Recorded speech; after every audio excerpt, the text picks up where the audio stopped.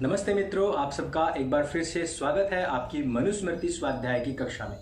जिस प्रकार से आपने इन कक्षाओं को सराहा है, लोगों तक पहुंचाया है, हमारी जो वास्तविक सनातन धर्म की परंपरा है उसको लोगों तक पहुंचाने के लिए मैं आप सबका बहुत बहुत धन्यवाद प्रस्तुत करना चाहता हूं। मनुस्मृति एक ऐसी पुस्तक, एक ऐसा ग्रंथ है कि जिसके खिलाफ लोगों ने अफवाहें तो बहुत फैलाई, लेकिन उन अफवाहों को लेकर के उनका पटाक्षेप नहीं किया, और इसी वजह से हमारा जो सनातन वैदिक धर्म है यह गर्त में चला जाता रहा।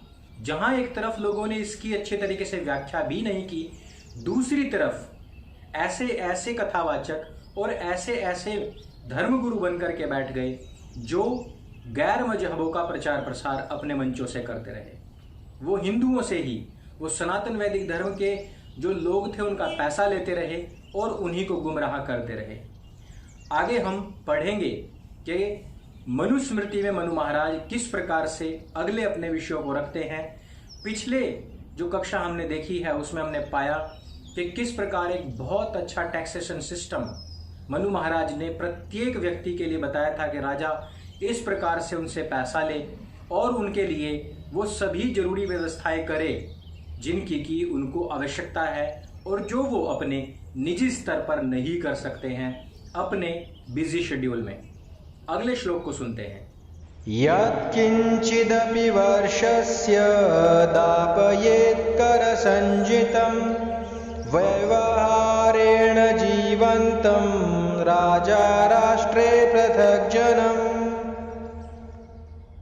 मित्रों, इस श्लोक में मनु महाराज कहते हैं कि राज्य में व्यापार से जीविका करने वाले प्रत्येक व्यक्ति से राजा जो कुछ भी वार्षिक रूप में निर्धारित होता हो वह भाग राज्य के लिए दिलवाए या फिर जो ग्रहण करना है वो करे।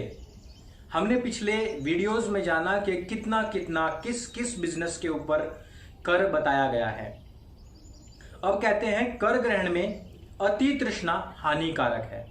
जो हम देखते हैं कि विभिन्न प्रकार के टैक्सेस लगाए जाते हैं, उसमें हमने देखा कि मनु महाराज स्वयं कहते हैं कि 6% से अधिक टैक्स ना हो, लेकिन यदि आपातकाल स्थिति हो तो भी 12% से अधिक टैक्स नहीं होना चाहिए।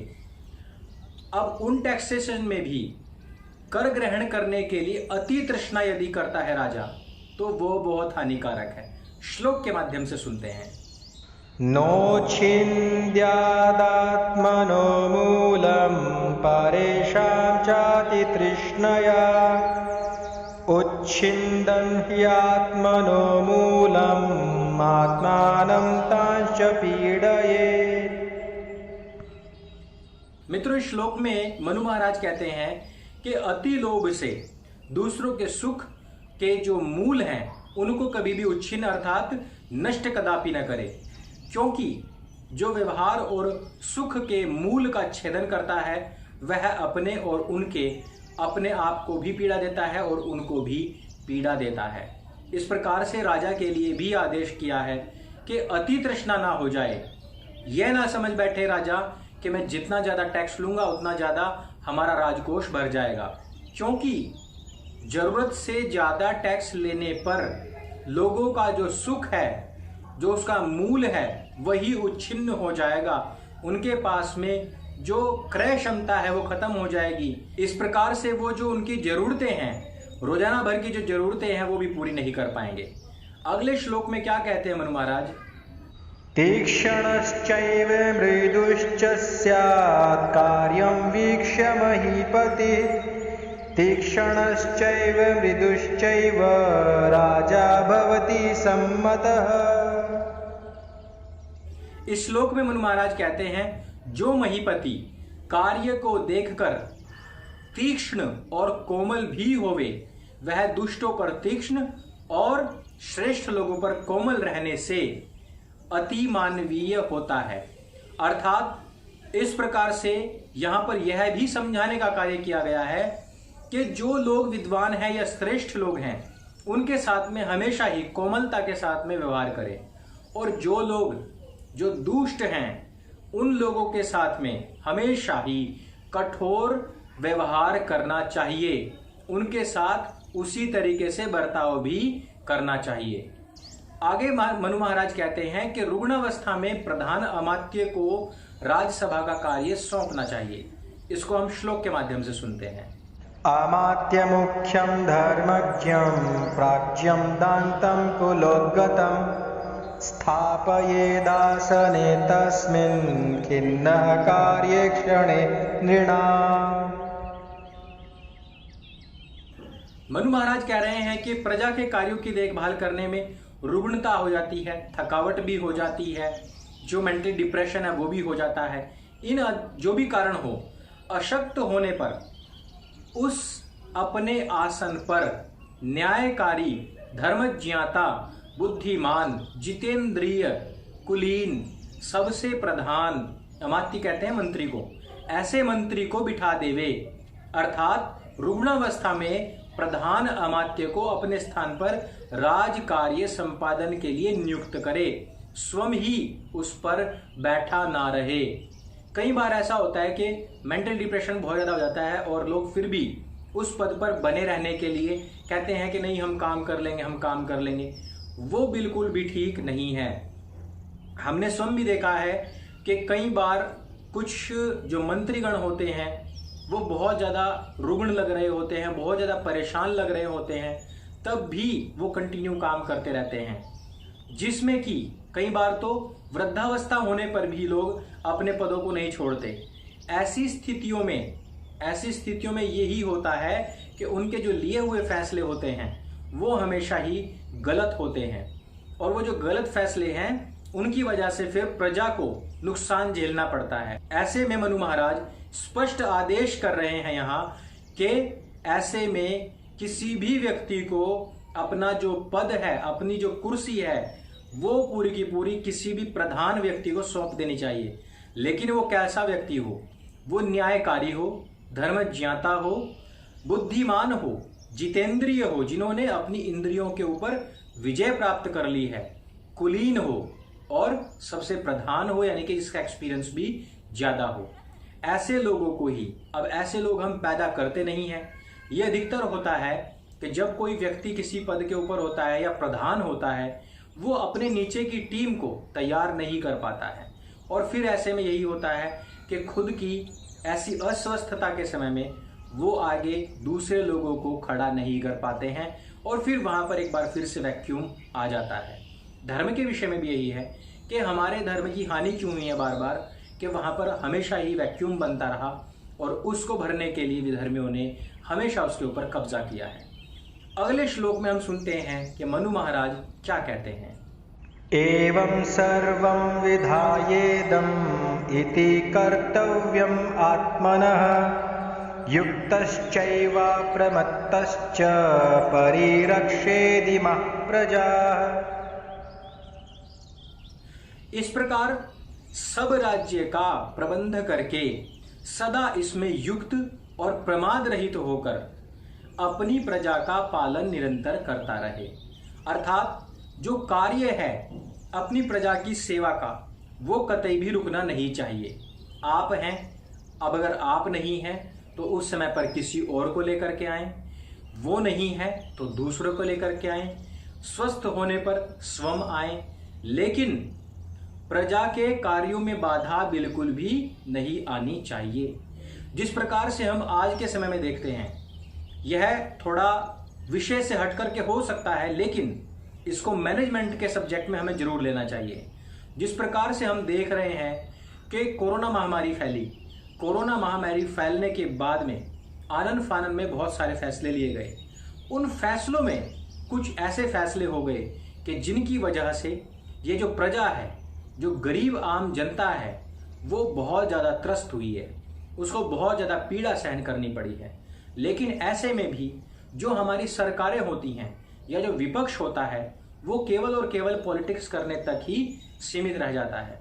अर्थात वो पॉलिटिक्स करने से बाज नहीं आते हैं, और कुछ काम हो बस का ना हो, लेकिन सिर्फ और सिर्फ पॉलिटिक्स उनके लिए प्राथमिकता है। अब जो लाखों मजदूर हैं, जो किसान हैं, जो बेचारे प्रवासी मजदूर थे, उनको कितनी तकलीफें झेलनी पड़ रही हैं, ये सारा का सारा मिसमैनेजमेंट में ही आता है। और जब व्यक्ति बुद्धि से थक जाता है, बूढ़ा हो जाता है, लेकिन सत्ता की जो कुर्सी है उस पर बैठे रहने के लिए, उस पर चिपके रहने के लिए जब आमादा हो जाता है, तब ऐसी अवस्थाएं होती हैं कि वो उसकी प्री प्लानिंग नहीं करता है, प्री प्रोडक्शन नहीं करता है, पोस्ट प्रोडक्शन है वो भी नहीं करता है, अर्थात उसके विषय में पहले भी नहीं सोचता है और उसके क्या बाद में परिणाम होंगे उसके विषय में ना सोच करके वो तुरंत आनन फानन में फैसला दिए जाते हैं। अब हम अगले श्लोक में बढ़ते हैं और देखते हैं मनु महाराज इसमें क्या कहते हैं। विक्रोशन्त्यो यस्य राष्ट्राधीयन्ते दस्युभिः प्रजाः सम्पश्यतः संभृत्यस्य मृतः स न तु जीवति। इस श्लोक में मनु महाराज बहुत अच्छी शिक्षा देते हैं। वो कहते हैं कि जिस भृत्य सहित देखते हुए राजा के राज्य में जो डाकू लोग हैं वो रोती विलाप करती प्रजा के पदार्थ और प्राण हर लेते हैं, तो ऐसा जानो भृत्य प्रमात्य सहित वो सब लोग मृतक हैं, वो जीते हुए नहीं हैं और महादुख को पाने वाले हैं। अर्थात जहां पर इस प्रकार की सारी व्यवस्थाएं भी कर रखी हैं राजा ने कि भाई अगर मैं बीमार हूं तो दूसरे मंत्री को ऐसा कार्य सौंप दूं, मैनेजमेंट भी कर रहा हूं, सारे काम कर रहा हूं, लेकिन फिर भी वहां पर जो वहां दस्युभिः विक्रोशन्त्य प्रजा हीयन्ते, जो वहां के डाकू लोग हैं उनके कारण से रोती विलाप करती जो प्रजा है, उनके पदार्थ यानी कि उनके सामानों को, उनके प्राणों को जो हर लेते हैं, फिर भी ऐसे में वो राजा और उसके जो मंत्री हैं वो मृतक के समान हैं, वो जीते नहीं हैं। और यदि वो आज की तारीख में ये सब देखते हुए भी खुश हैं तो वो जान लो कि भविष्य में महादुख को प्राप्त करने वाले हैं, अर्थात चैन से न जीने वाले हैं और न चैन से मरने वाले हैं, अर्थात उनका पूरा फैसला होने वाला है, अर्थात होगा। इस प्रकार से वो राजा और मंत्रियों को भी सचेत करते हैं।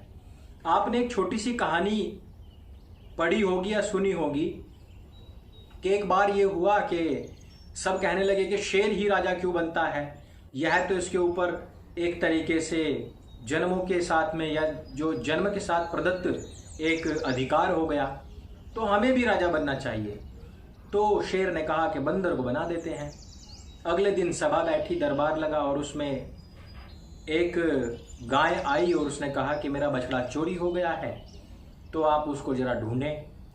तो बंदर ने कहा कि मैं तुरंत अभी ढूंढ करके लाता हूँ, और वो पेड़ के ऊपर छलांग लगाने लग गया, इस पेड़ से उस पेड़ के ऊपर, उस पेड़ से इस पेड़ के ऊपर, और इधर उधर देखता और फिर छलांग लगा करके तीसरे पेड़ पर पहुंच जाता। वहीं अपने राज दरबार के आसपास में ही वो घूमता रहा, पसीने से तरबतर हो गया। गाय और अन्य जो पशु थे वो सारे के सारे उसको देखते रहे। तो उसने कहा कि महाराज मेरा बेटा तो नहीं मिला अभी तक भी। तो उसने कहा देख गौमाता, बात सुन मेरी ध्यान से, मेरी भागदौड़ में कोई कमी हो तो बता। मेरी भागदौड़ में कोई कमी नहीं है, देखो मिले या ना मिले उससे मेरा कोई वास्ता मतलब नहीं है, लेकिन मेरी भागदौड़ में कोई कमी हो तो बता। मैं तो देख पसीने पसीने हो गया। राजा तो हमेशा यहाँ बैठ करके अपना छुट्टी कर देता था, लेकिन मेरी भागदौड़ में कोई कमी नहीं है। तो इस प्रकार से यदि कोई राजा करता है तो समझ लीजिए कि उसको दुख मिलेगा ही मिलेगा। अगले श्लोक में हम पहुंचते हैं, मनु महाराज क्या कहते हैं सुनते हैं। क्षत्रियस्य परो धर्मः प्रजानामेव पालनम् निर्दिष्टफलभोक्ता हि राजा धर्मेण युज्यते। मित्रों, इस श्लोक के माध्यम से मनु महाराज कहते हैं कि इसलिए क्षत्रियस्य अर्थात राजाओं का, प्रजानाम एव पालनम अर्थात प्रजा पालन करना ही परह धर्मः परम धर्म है।